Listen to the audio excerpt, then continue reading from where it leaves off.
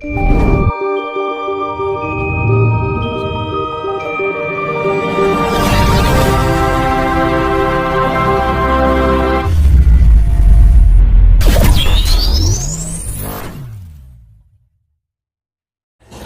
di zaman besok ada pergantian nama di Indonesia ini menjadi Nuswantara, kan gak mungkin toh Persatuan Nuswantara kan wagu.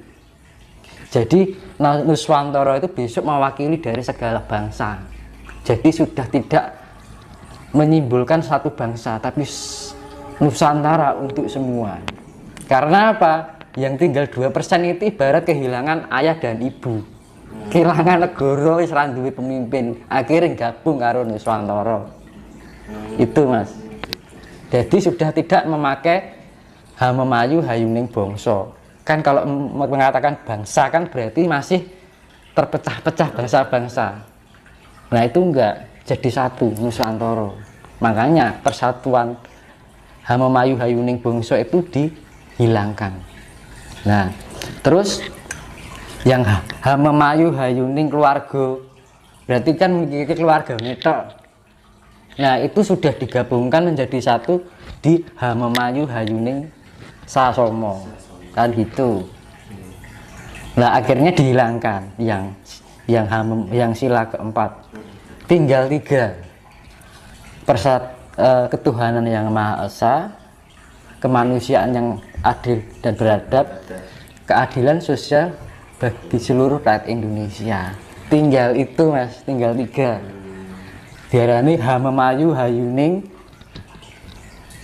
Buwana, Hamemayu Hayuning Sasomo, Hamemayu Hayuning Dewi. Nah itu yang dinamakan pedoman Trisula. Jadi bukan Pancasula sekarang. Pancasila kan diambil Pancasula kalau bahasa Sanskertanya. Karena di Indonesia kan jadi Pancasila.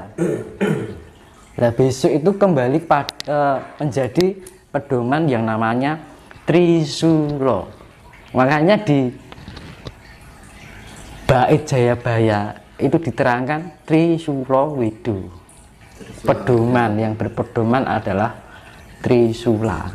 Jadi yang sila ketiga dan 4 dihilangkan Mas. Karena sudah tidak bersifat persatuan bangsa, tapi kita menyakup dunia itu adalah milik kita semua. Orang terpecah bangsa-bangsa enggak. Karena apa? Yang 2% kehilangan wong tua, kehilangan ibarat kehilangan ibu dan bapak. Akhirnya gabung karo Nusantara. Kenapa gabung Nusantara? Dan Nusantara itu kebak kelimpahan harta, sugih, tumahripah lojinawi. Nanti jangan heran besok itu banyak orang luar negeri berdatangan ke Nusantara. Itu. Nah, ceritanya seperti itu. Ini mengupas yang isi-isi Bait Jayabaya ada keterkaitan dari yang saya ceritakan bencana dan terjadi perubahan nama, pergantian pedoman, ya kan? Ketemu Bait Jayabaya tadi Mas. Mas berarti kalau tadi saya dengar dari Mas Tinus tentang Indonesia akan menjadi Nuswantara. Iya. Intinya kan mencakup dari bukan Indonesia saja kan, mencakup itu dari dunia. Iya. Jadi kalau kita melihat itu, apakah ini kalau kita berikan dengan banyak orang yang mengatakan Mas, bahwa Indonesia nanti akan kembali ke kerajaan lagi. Iya. Betul. Iya betul. Karena kan kalau kita melihat kata-kata Nusantara dan bisa itu nanti akan mencakup seluruh dunia. Itu kita flashback ke zaman Majapahit dulu. Iya. Majapahit kan bisa sampai ke. Jadi intinya satu untuk semua Mas. Itu. Makanya bilang Nuswa. Nuswa kan artinya Nuswa antara. Nuswa artinya tempat yang dihuni. Antara tuh berarti orang yang pinggir, orang yang pojok nih yang tengah. Berarti intinya artinya itu secara filosofinya itu adalah pancer. Jadi pusat. Menurut Mas. Tapi untuk istilah wilayah yang menjadi pusat dari dunia ini. Makanya diarani Nuswantara akan menjadi mercusuar dunia itu kuwi maksudnya Mas. Ya gitu. Karena Istilah Nuswantara sendiri itu kan sebenarnya udah lama ya Mas ya? ya sudah lama. Itu kan akhir-akhir ini kan sudah menjadi naluri di mulut manusia nyebut Nuswantara daripada Indonesia. Toh. Kenyataan seperti itu. Itu wis naluri alam, Mas. Sekarang kan banyak nyebut Nusantara daripada Indonesia. Jadi kalau kita memasuki zaman itu, Mas, zaman intinya kan kembali ke kerajaan. Iya. Nggak ada istilah yang namanya presiden, Mas. Tetap ratu gitu. Ratu, raja. Raja. Iya, raja. Nanti itu. Jadi terbongkar dari apa yang dibilang adalah yang Jayabaya itu maksudnya, Mas. Trisula Wida itu pedoman. Dan itu menjadi gambaran jagat. Nanti saya ceritakan di Wonocoroko ya soal ini. Jadi penggambaran dari sifat Tuhan itu ada 3: penciptaan, pemelihara, pelebur atau penyempurna. Itu Hamemayu hayuning bawono, Hamemayu hayuning sasono, Hamemayu hayuning diri. Makanya Hamemayu hayuning bawono ki pencipta. Iya, Mas. Sang Maha Pencipta jagat. Ya, bawono. Hamemayu hayuning sasomo, keadilan. Jika kita menemukan keadilan dari setiap manusia saling menyayangi, Hamemayu hayuning sasomo, pemelihara itu yang sifatnya Wisnu. Iya kan? Nah, Hamemayu hayuning diri itu kan gini toh, Mas. Iya. Diri ini dewi ini bagian tubuh jenengan sing ditutupi napa? Harga diri di sini kan. Harga diri yang paling kita tutupi adalah di kelamin kita. Itu artinya Brahma, Wisnu, Siwa. Cipta, rasa, jiwa.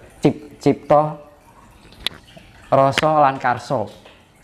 Karso itu kan simbolan itu tadi. Hamemayu hayuning bawono, Hamemayu hayuning sasomo, Hamemayu hayuning diri. Itu kuncinya di situ, Mas. Itu yang diartikan Trisula Wida itu. Nah, ini yang jadi pedoman di peradaban besok nanti. Jadi sudah tidak menggunakan Pancasila. Saya tidak menjat Pancasila, tapi saya menceritakan bakal piye ngono, Mas. Ini pasti yang terjadi. Nah, itu pasti. Ini kan sudah diceritakan di bait kan. Saya mengolah dari apa yang dikatakan leluhur dan saya teropong dari indera ketujuh tadi. Terus saya sesuaikan dengan teka-teki yang logika. Gunanya otak kan mikir nalar kan, mikir rasional kan. Jadi orang mikir misalnya leluhur kayak petunjuk ini mau ditompo secara irasional, tapi tidak bisa mengerasionalkan, kan gitu. Makanya yaitu tadi pertama akan berganti dengan namanya itu tadi. Kedua pedoman. Nah, ketiga nanti bendera juga ganti, Mas. Dirubah juga, Mas. Iya. Kau lah bang negara. Jadi kan selama ini di Indonesia pernah mengalami kemakmuran. Ya, Mas. Pernah mengalami kemakmuran selama negeri Indonesia ini, selama Mataram ke sini dan berdirinya Indonesia pernah mengalami kemakmuran. Ya, kalau ya rakyat kecil ya sama sekarang ya belum, Mas, belum, Mas. Belum. Kadang-kadang ya, Mas. Ini misalkan ini sebuah kain ya. Barat ini sebuah kain ya. Kain ini dibikin bendera oleh suatu negara. Kain ini menjadi sakral. Ya. Nah, kan? Bendera itu akhirnya jadi sakral karena menjadi suatu keyakinan banyak orang. Gara-gara dari keyakinan banyak orang jadi sakral, hanya sebuah lambang. Nah, bendera Indonesia kan merah dan putih. Ya, saya tadi ngeritake apa? banyu putih saka ing bapa, banyu abang saka ing biung. Banyu putih ngejo wantah manjing ing pangkonane ibu abang. Lah bendera Indonesia sing dipangku sing ndi, Mas? Abangnya apa putih? Abang. Keliru ya? Itu sungsang, Mas. Makanya kenapa alasan seperti itu? Dari secara naluri alam itu sangat berpengaruh, Mas. Kudune putih ini dhuwur, abange ning ngisor. Berarti selama ini yang dipakai Indonesia Nah, alam ya. hal yang tidak disadari selama ini itu. Seharusnya Kadang-kadang yang- itu hanya lambang negara loh ya. Kan yang merah itu di bawah. Seharusnya merahnya di bawah. Makanya Polandia itu bener. Makmur ya. Polandia makmur negara nih. Dia walaupun hanya sebuah warna dan kain loh ya. Itu pengaruh, Mas, karena menjadi lambang hanya sebatas kain, jika menjadi suatu banyak keyakinan orang itu menjadi sakral. Nah ini Mas, kalau misalkan ini kan benderanya kan merah putih. Kalau nanti sudah zaman kembali ke Itu nanti benderanya isinya adalah yang saya ceritakan awal tadi. Isinya bumi ki enek kehidupan ini mergo enek apa, Mas? Hasta Broto. Enek jagat urip iki. Karena ini menyangkut dunia, Mas. Hasta Broto. Hasta iki malah Kartika, Candra, Surya, ya kan? Maruta, Dahono, Bumi, Tirta, Bayu. Ngono, angkasa itu dunia ini kan bumi ini ada kehidupan nak mergo ana hasta broto itu. Hasta lak 8, broto iki laku. Jadi pergerakan aktivitas dari 8 unsur alam itu akhirnya ning bumi iki enek kehidupan ini mergo kuwi. Karena saling melengkapi itu mau. Nah, bisa jadi besok negaranya itu dicantumkan dari 8 hasta itu tadi. Angkasa, Surya, Lintang atau Kartika, Candra, Banyu ki Tirta. Terus Dahono ki api, bumi, tanah. Kira-kira Angin ini masih Maruta. lama, Mas? Kira-kira masih lama Bang? Yaitu nanti setelah pertama pemindahan geomagnetik. Dengan geomagnetik itu mengakibatkan tsunami besar-besaran dunia. Bertsunami,